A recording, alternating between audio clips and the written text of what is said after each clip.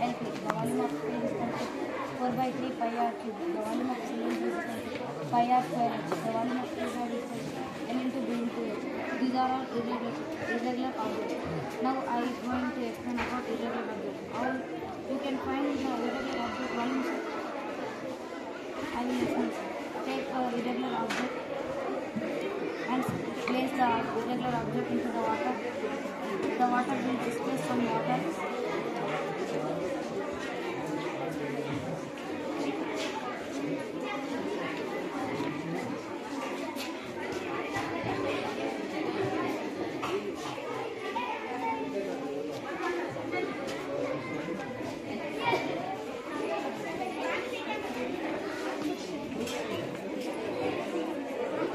The volume of this irregular shape is 85 centimeter cubes.